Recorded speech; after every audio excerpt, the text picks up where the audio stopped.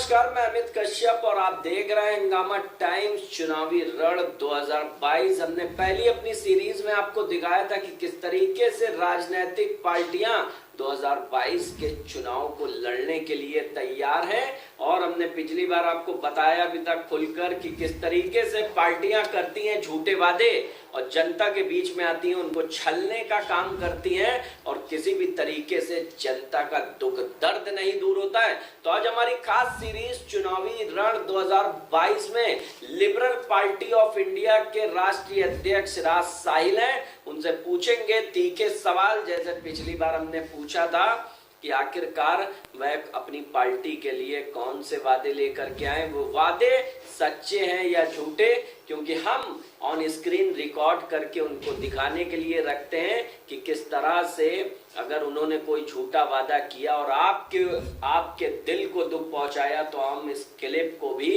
उनको दोबारा दिखाएं। तो आइए चुनावी रण 2022 की ये सीरीज शुरू करते हैं और सीधी बात और नो बकवास उनसे सवाल पूछते हैं कि आखिरकार जो लिबरल पार्टी ऑफ इंडिया के राष्ट्रीय अध्यक्ष हैं, उनका बहुत बहुत स्वागत है चुनावी रण 2022 में। और सबसे पहले उनसे पूछते हैं सवाल कि आखिरकार जो उत्तर प्रदेश में वह किसकी सरकार बनते हुए देख रहे हैं और किसकी सरकार बनेगी इस बार उत्तर प्रदेश 2022 के चुनाव में। राज साहिल जी, आपका बहुत बहुत स्वागत है चुनावी रण में। नमस्कार। बताइए किस तरह से किसकी सरकार बनते हुए इस बार आप देख रहे हैं 2022 में। भाई, जो 2022 के विधानसभा चुनाव हैं ये बहुत महत्वपूर्ण है जी। और सभी लोग ये कहते हैं कि लोकसभा का रास्ता यहीं से जाता है जी। सिर्फ ये बात कह देने से कि यहीं से जाता है और लोगों को गुमराह करके वोट ले लिया जाए, प्रदेश में सरकार बना ली जाए और फिर केंद्र के चुनाव में जो है ये बात की दुहाई दे के जो है केंद्र में भी सरकार बना ली जाए और जनता के सरोकार के मुद्दे ना उठाए जाएं, तो मैं कहता हूं ऐसी किसी सरकार को आने का हक नहीं है। मैं सिलसिलेवार तरीके से कहूंगा, योगी आदित्यनाथ को किसी भी कीमत पे दोबारा मुख्यमंत्री नहीं बनने दिया जाएगा। दूसरी चीज, मुख्यमंत्री बनने का सपना देखने वाले अखिलेश यादव किसी भी कीमत पर मुख्यमंत्री बनने के लायक नहीं है, क्योंकि अगर वो इतने ही लायक होते तो पिछले साल जो है जब वो पिछली बार मुख्यमंत्री थे तो दोबारा उनकी सरकार रिपीट कर जाती।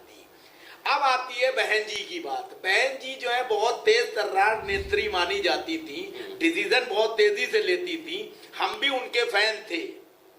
लेकिन जिस तरीके से प्रधानमंत्री नरेंद्र मोदी और ईडी और सीबीआई और अमित शाह के डर से वे बैकफुट पे चली गई और उनकी पार्टी जो है धूल धूसरित हो रही है, जिस तरीके से पिछले चुनावों में विधानसभा के भी उनके बड़े बड़े नेता जो है बीजेपी में चले गए, जो मंत्री भी हैं, इस बार भी जो है भगदड़ मची हुई है, तो वो भी जो है खत्म है। अब आ गई बात कांग्रेस की।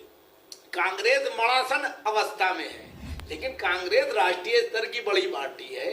अगर कांग्रेस सूझबूझ लेते हुए भागीदारी संकल्प मोर्चा के नेता ओम प्रकाश राजभर को सपोर्ट करे तो मैं समझता हूं कि ओम प्रकाश राजभर को जो है उनके जो मोर्चे को है उसको सरकार बनाने का मौका जनता को देना चाहिए, क्योंकि वो एक ऐसा आदमी है कि वो कैबिनेट मंत्री होते हुए अपने दम पर अपने समाज से और जनता से किए गए वादों को पूरा करना चाह रहा था, तो योगी आदित्यनाथ ने उसकी टांग खींची, उसने सत्ता के ऊपर लात मार दिया और संघर्ष कर रहा है वो आदमी। और संघर्ष करते करते उस आदमी ने आज ये स्थिति बना ली है कि 10 राजनीतिक दल तो उनके मोर्चे में हैं, 12 पार्टियां जो है मेरे पास हैं सीधे, जो वो ये कहती हैं कि साहिल साहब आप जिसके साथ कहोगे मैं उसके साथ लगने को तैयार हूं, लेकिन किसी भी कीमत पर सरकार वो बने जो जनता की भावनाओं को समझे और उसको ठगे ना। जी राज साहिल जी, आपसे एक सवाल हमारा ये भी है कि अभी आपने अपने बातों में कहा कि अखिलेश यादव किसी भी तरीके से नहीं बनेंगे। वह तो अपने यानी कि किसी भी बयान में हर बात एक ही चीज कहते हैं कि यूपी का मुसलमान उनके साथ है और उनको कोई हरा नहीं सकता। अखिलेश बात बनेगी 2022 में अखिलेश की सरकार किसी कीमत पे नहीं। मुसलमान को बेवकूफ समझ रखा है क्या मुलायम सिंह और अखिलेश यादव ने? मुसलमानों का जो सबसे बड़ा नेता माना जाता था समाजवादी पार्टी में आजम खान से मेरे कोई व्यक्तिगत संबंध नहीं है, ना मैं उनका प्रशंसक हूं, लेकिन एक पार्टी का जो महासचिव हो, संस्थापक सदस्य हो, कैबिनेट मंत्री रहा हो, उसकी यूनिवर्सिटी पे बुलडोजर चल रहा है, उसको भैंस चोर, किताब चोर, मुर्गी चोर ये मुकदमे हैं। इस तरह के मुकदमों में जेल डाल दिया जाता है, उसकी माँ बीवी को डाल दिया जाता है, उसके बच्चे को डाल दिया जाता है। कानून अपना काम करेगा, कानून अपना काम सही से करेगा कि गलत से करेगा? कानून का क्या मतलब है कि मुख्यमंत्री कानून का मिसयूज करे? मुख्यमंत्री ने तो सीए एनआरसी का विरोध करने वालों के पोस्टर लगवा दिए थे लखनऊ शहर में। वो पोस्टर का क्या हुआ? हाई कोर्ट इलाहाबाद ने ऑर्डर किया ना कि असंवैधानिक है, तो एक मुख्यमंत्री को यह शोभा देता है असंवैधानिक कार्य करने के लिए। तो अखिलेश यादव और मुलायम सिंह यादव ने आजम खान की मदद क्यों नहीं की? उनके बुरे वक्त में खड़े क्यों नहीं हुए? मुसलमान बेवकूफ है क्या? मैं मुसलमानों से कहता हूं, मैं मुसलमान नहीं हूं, मैं एमएलए एमपी नहीं हूं, लेकिन मैं किसी भी मुसलमान या किसी भी आम नागरिक की वो मदद कर सकता हूं जो अखिलेश नहीं कर सकता। चैलेंज है इस बात का। तो अखिलेश कैसे हकदार हो गया मुसलमानों के वोटों का? और मुसलमान नेता जो है हमारे मोर्चे में है, असदुद्दीन ओवैसी हैं, अयूब भाई से बात मेरी चल रही है, मैं खुद मुसलमान हूं, बाबू भारती में मुसलमान है, अली साहब मुसलमान है। ये देखिए मेरे पास जो है 12 पार्टियां मेरी खुद की हैं, जो मेरे साथ जो है कंधे से कंधा मिलाए हुए हैं। मैं दर्शकों के लिए और आपके लिए और बीजेपी और सपा के लिए भी बता दूं, मेरी पार्टी है liberal party of India, 20 party doctor Ayub साहब की, भारतीय ट्राइबल पार्टी महेश भाई वसावा की, voters party doctor DK Giri साहब की, Bharatiya Veer Dal Vijay Pal Kasana, national progressive party Mohammad Mushtaq, Samaj Seva party Babu Bharti, Bharatiya people party Shankar L Jadav, Chhattisgarh Congress J Renu Jogi Amit Jogi, Bharatiya Jan जागृति पार्टी संत युवराज, नया सवेरा पार्टी अली अहमद, आम आदमी जनता पार्टी हरिभाई पटेल। यानी कि ये 12 पार्टियों का नाम मैंने दिया। 1 दर्जन से अधिक पार्टियां आपके पास हैं। और ये मैं उनको तो दूंगा। इस बार उत्तर प्रदेश का मुसलमान किसको वोट करने वाला है? मुसलमान नहीं, हम कहते हैं सर्व समाज को, उस आदमी को वोट देना चाहिए जो सबको साथ लेके चले। जैसा कि मोर्चे के नाम से ही प्रतीत होता है, भागीदारी, संकल्प, मोर्चा, मतलब दलित, मुस्लिम, पिछड़ा, अति पिछड़ा, ठाकुर, ब्राह्मण सब हैं इस मोर्चे में। तो सबको उनकी जनसंख्या के हिसाब से भागीदारी दी जाएगी, मंत्री पद दिया जाएगा और कहा जाएगा कि अपने अपने समाज का उत्थान करो, उद्धार करो। मुलायम सिंह की तरह, अखिलेश की तरह थोड़ी कि वोट ले लिया मुसलमान का और पुलिस भर्ती हुई, टीचर भर्ती हुई, सब यादव भर दिए। जवाब दें। जनता से मैं पूछूंगा, उत्तर प्रदेश की जनता से, कि मुलायम और अखिलेश और समाजवादी को मुसलमान वोट क्यों दे? इस बात का जवाब दे। मुसलमान बेवकूफ है, क्यों देगा वोट? मुसलमान को बताने वाला चाहिए कि तुम्हारे हक क्या हैं, तुम्हारा वोट क्यों कीमती है, तुम्हें किसको वोट देना चाहिए, वो हम लोग बताएंगे। टिक नहीं सकता अखिलेश यादव 1 मिनट सामने, चैलेंज है। अगर अखिलेश यादव मेरे सामने हमने आधा घंटा टिक जाए, मैं पॉलिटिक्स भी छोड़ दूंगा और ये बात कहना छोड़ दूंगा कि मुसलमान अखिलेश को वोट ना दे। और पूछिए जी, असदुद्दीन ओवैसी भी इस बार उत्तर प्रदेश के चुनाव में आ चुके हैं और पिछली बार भी जिस तरह से उन्होंने चुनाव लड़ा था, इस बार 2022 में असदुद्दीन ओवैसी की पार्टी क्या कुछ नया कर पाएगी? क्या मुसलमानों को अपनी ओर खींच पाएगी असदुद्दीन ओवैसी की पार्टी? भाई देखिए, असदुद्दीन ओवैसी साहब बहुत अच्छे जो है वक्ता हैं, भाषणवीर हैं, मुसलमानों में उनका आकर्षण है, वो संविधान की बात करते हैं, वो जायज बात करते हैं और उन्होंने भागीदारी संकल्प मोर्चे में बहुत पहले से शामिल होने का निर्णय ले लिया है। कल भी उन्होंने स्टेटमेंट दिया है मीडिया में कि मैं जो हूँ भागीदारी संकल्प मोर्चा में राजभर जी के साथ हूँ। तो अब बात आ गई कि असदुद्दीन ओवैसी, जिनकी मुसलमानों में अच्छी पकड़ और पैठ है, लोकप्रियता है, वो भागीदारी में है। डॉक्टर अयूब से बात चल रही है मेरी खुद, अगर सब कुछ सही रहा तो डॉक्टर अयूब साहब भी आ जाएंगे। मैं खुद मुसलमान हूं, 3 मुसलमान और हैं इन 12 पार्टियों में। तो अगर 10 मुसलमान नेता पढ़े लिखे, दबंग और ईमानदार एक तरफ होंगे तो अखिलेश को कैसे दे देगा मुसलमान वोट? आप इस बात का जवाब दे दीजिए। क्या मुसलमान बेवकूफ है कि बीजेपी को रोकने के लिए अखिलेश को दे देगा? अरे मैं मुसलमानों से कहूंगा बीजेपी को रोकने के लिए भागीदारी संकल्प मोर्चे को दे दो ना।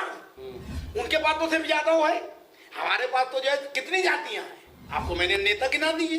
तो हमारा पल्ला भारी है कि अखिलेश का पल्ला भारी है? मुसलमान को किसको देना चाहिए बीजेपी को रोकने के लिए? भागीदारी संकल्प मोर्चे। पीस पार्टी भी 2022 में क्या भूमिका निभा रही है? जैसे आपने बताया भागीदारी संकल्प मोर्चा में अयूब खान की पार्टी जो है पीस पार्टी भी आ चुकी है, तो क्या रोल निभाने वाली है? भाई यहाँ पे मैं आपको ये कहना चाहूंगा कि अयूब भाई से मेरी व्यक्तिगत बात हुई है। उन्होंने ये कहा है कि ये जो मोर्चा बना है और जो ये 12 पार्टियां आपके पास हैं, अगर ये मोर्चा जो है चुनाव से 2-3 महीने तक जो है बना रह गया तो हम आपके साथ हैं। आप सीट कितनी दोगे ये भी आपके ऊपर है। वो लालच नहीं कर रहा है वो आदमी, तारीफ करूंगा मैं ऑन रिकॉर्ड। उन्होंने कहा ये नहीं कहेंगे हमें 100 सीटें दो, 50 सीटें दो। अगर असदुद्दीन ओवैसी, बाबू सिंह कुशवाहा, राजभर साहब और आप और कृष्णा पटेल, जो स्वर्गीय सोनेलाल पटेल जी की वो पत्नी हैं, ये सब लोग जो है एक जगह इकट्ठा रहते हैं तो हम आपके साथ हैं जी, हम कहीं नहीं जाएंगे। तो एक बड़ी बात उन्होंने कही है कि वोट बटे ना, मुस्लिम वोट जो है एक जगह इकट्ठा हो। तो ये एक अच्छी बात है अय्यूब साहब की। मैं कोशिश में लगा हुआ हूं कि किसी भी कीमत पे जो है ये 10 लोगों का जो भागीदारी मोर्चा राजभर जी का है, मेरी राजभर जी से 5 दौर की बात हो चुकी, तो राजभर जी का भी कहना है कि स्वागत है। मेरे यहाँ के दरवाजे सबके लिए खुले हैं। आप टीवी पे भी देखते हो राजभर जी साहब को ही से बात करते हैं कि हम कहीं नहीं जाएंगे, लोग मेरे यहाँ हैं, और वो सम्मानजनक सीटें भी देंगे लोगों को। तो जो मेरे पास 12 पार्टियां हैं, अभी तक 8 पार्टियां और आ जाएंगी छोटी बड़ी, तो अगर 20 पार्टियां मेरे पास हैं और वो मैं राजभर जी को देता हूं तो उनकी ताकत तो बढ़ेगी, इसमें तो कोई दो राय नहीं है। और वो अपना बैठ के तय कर लेंगे किसको कितनी सीटें। हम सत्ता में परिवर्तन चाहते हैं, हम ये नहीं चाहते हैं कि लिबरल पार्टी को 10 सीटें दे दो, लिबरल पार्टी को इतने टिकट दे दो, या लिबरल पार्टी जिसको रिकमेंड कर रही है उसको दे दो। ये सब गंदी राजनीति खत्म करने ही मैं आया हूं। राजनीति वो होगी एकदम साफ सुथरी। जैसा कि आपने कहा लोग गलत वादे करते हैं, हम पूरे 5 साल का फ्लो चार्ट बना के जनता को देंगे कि भागीदारी संकल्प मोर्चा की सरकार बनेगी तो पहले साल में क्या होगा, दूसरे साल में क्या होगा, तीसरे में क्या होगा, चौथे में क्या होगा, 5वें में क्या होगा। फिर योगी आदित्यनाथ की तरह 6 महीने बचे हैं तो सड़क पे रोलर नहीं चलेंगे, सड़कें नहीं बने रही होंगी, शेड्यूल में काम हो रहा होगा और धक्के नहीं खाना पड़ेगा हमें। अगले 5 साल बाद जब चुनाव होंगे जनता खुद हमें जिता देगी। जी, तो ये बताइए कि भाजपा, सपा और बसपा और कांग्रेस पार्टियों में किस पार्टी की सरकार बनते हुए आप देख रहे हैं? भाई मेरे हिसाब से तो जो है देखिए, भाजपा अपने दम पे अकेले लड़ रही है। उसके छोटे मोटे जो अनुप्रिया पटेल या 1-2 जो है पार्टियां जो क्षेत्रीय हैं, 2-4 विधायक वाली, उनको वो ले रहे हैं। एक तरह से भाजपा अपने दम पे है। समाजवादी पार्टी ने 1-2 छोटी पार्टियों को लिया है और अखिलेश तो दावे भी कर रहे हैं कि हम और लोगों को लेंगे। उनका इशारा हो सकता है भागीदारी संकल्प मोर्चे के भी कुछ दलों के ऊपर हो, क्योंकि नेता तो ये हरकतें करते हैं कि दूसरे को कमजोर करो, अपने को मजबूत करो, दूसरे के ब्लड से अपने को सेहतमंद बनाते हैं। तो वो स्थिति ना हो, इसलिए मैं पिछले 15 दिन से लखनऊ में डटा हुआ हूं और मैं कोशिश ये कर रहा हूं, मैं दिल्ली जा रहा हूं 2 दिन बाद, कोशिश ये करूंगा कि ये 12 से जो है 10 ना हो, 12 से ये 20 हो, और ये 20 के 20 जो है राजभर जी के साथ बैठे और 30 लोग बैठ के सीटें तय करें और फिर प्रचार करें, क्योंकि समय कम है। जी साहिल जी, आपसे मेरे 2 सवाल और हैं आखिरी। सबसे पहला ये है कि जैसे कि किसान विधेयक बिल लेकर के किसान का आंदोलन फिर से रफ्तार पकड़ने लगा है। अभी किसान ट्रैक्टर रैली और अन्य जो है टिकाए, जो इनके किसान नेता, उन्होंने बड़ा ऐलान भी कर दिया है। क्या 2022 के चुनाव में किसान आंदोलन क्या बीजेपी को नुकसान पहुंचाने वाला है? भाई देखिए, किसान आंदोलन मैं एकदम अलग बात कह रहा हूं, बीजेपी प्रायोजित है। जब सरकार चाहती है तो लठ मार के सीए, एनआरसी या यूनिवर्सिटी के जो स्टूडेंट को जो भगा देती है। तो किसान क्या चीज है, भाग सकते थे। टिकैत को बीजेपी ने सोची समझी रणनीति के तहत मजबूत किया है, क्योंकि किसान आंदोलन जब शुरू हुआ था तो गाजीपुर पे कुछ किसान थे, ज्यादा किसान सिंधु बॉर्डर पे थे और टिकरी बॉर्डर पे थे, जो सरदार लोग आए थे पंजाब हरियाणा से, आपको याद होगा। उस आंदोलन को कमजोर किया गया जानबूझ के गोदी मीडिया द्वारा, और टिकैत को हाईलाइट किया गया और डाइवर्ट कर दिया गया पूरा किसान आंदोलन टिकैत के इर्द गिर्द। टिकैत से बड़े बड़े नेता वहां थे पंजाब से जो आए हैं, टिकैत तो जो छोटे नेता थे उससे ज्यादा, टिकैत के पिताश्री बहुत बड़े नेता थे, महेंद्र सिंह टिकैत, वो एक छत्र राज था उनका किसान नेता के तौर पे। ये बच्चे हैं अभी, पंजाब से बहुत बड़े बड़े नेता आए थे, तो डायलूट हो गए। दूसरी चीज, आप जो कानून बनाया है वो कानून पास हो गया है, अभी स्थगित किया गया है, उस कानून को सरकार, केंद्र सरकार वापस नहीं लेगी। हम तो कहेंगे किसान नेता भी बेवकूफ है। जब केंद्र सरकार कह रही थी कि आप पॉइंट टू पॉइंट डिस्कस करो और बताओ कि कहाँ कहाँ कमी है, हम उस पॉइंट को वापस कर लेंगे, कानून में संशोधन कर देंगे, तो तुम्हारे में इतनी अकल नहीं है, तुम तो करो पूरा रद्द करो। अरे बच्चों की तरह थोड़ी देश चलता है, देश तो दिमाग से चलता है और डिबेट से चलता है।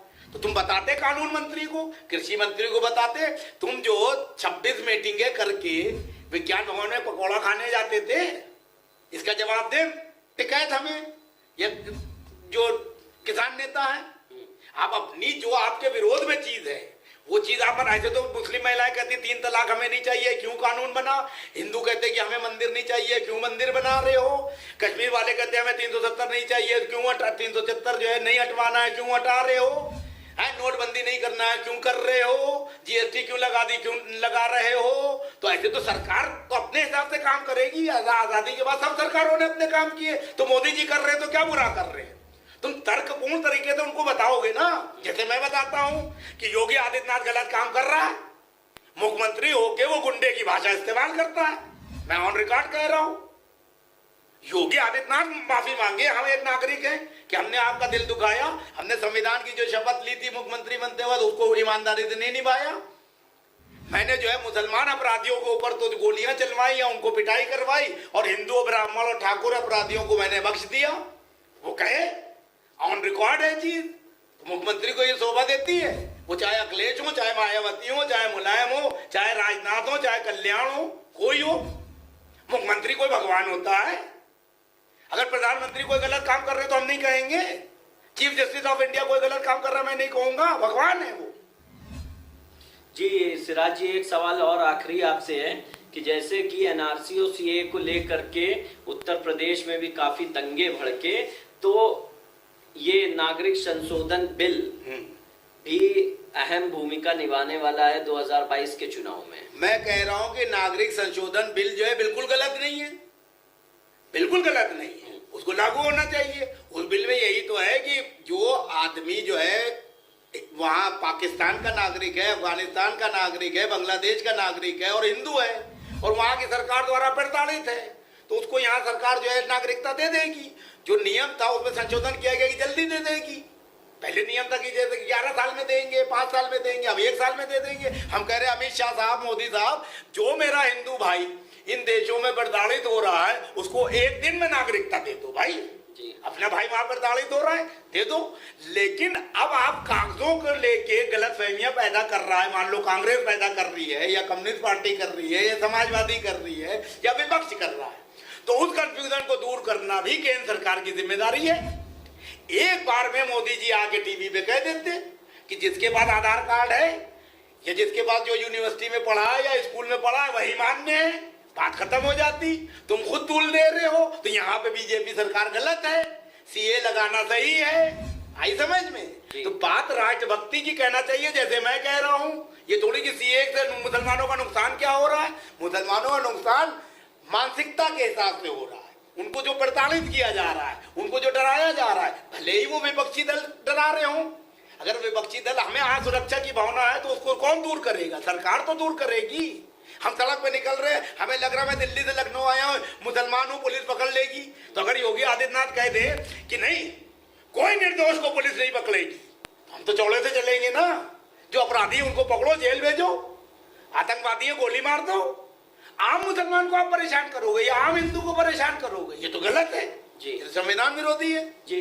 बहुत बहुत धन्यवाद। ये थे हमारे साथ में सिराज साहिल, राष्ट्रीय अध्यक्ष लिबरल पार्टी ऑफ इंडिया, जिन्होंने बहुत ही बुलंद आवाज में बताया कि आखिरकार अगर इनके वादों में किसी भी तरीके से झूठे आपको लगते हैं तो आप इनसे बेहिचक कह सकते हैं। जहां हमने बहुत सारे सवालों, भागीदारी संकल्प मोर्चा, वहां चाहे समाजवादी पार्टी हो इनके विपक्ष में, और चाहे वह भारतीय जनता पार्टी हो, चाहे बहुजन समाज पार्टी हो, चाहे वह कांग्रेसी क्यों ना हो, इन्होंने सबको बखूबी बताया कि आखिरकार यह उन पार्टियों को किस प्रकार से उनका विरोध कर रहे हैं और भागीदारी संकल्प मोर्चा की सरकार बनाने की बात कह रहे हैं, और 5 साल का रिपोर्ट कार्ड भी सौंपने को जनता को कह रहे हैं कि हम आखिरी साल में किसी भी प्रकार का कोई कार्य नहीं दिखाएंगे, पहले ही 4 साल में उत्तर प्रदेश में जितना विकास हो सकेगा कहेंगे। शायद इनकी बुलंद आवाज में इतना दम हो कि ये इतनी ही खरी सच्चाई के साथ में जनता के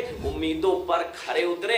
आप देखते रहिए हंगामा टाइम्स, चुनावी रण हम आपको दिखाते रहेंगे। चुनावी रण में कौन सी पार्टी किस तरह से कौन से वादे कर रही है, अगर वो झूठे हैं तो हम आपको ऑन रिकॉर्ड ही दिखाएंगे कि आखिरकार इस पार्टी ने वो झूठा वादा किया जिसको हम आपके समझ दिखा रहे हैं। देखते रहिए हंगामा टाइम्स, चुनावी रण।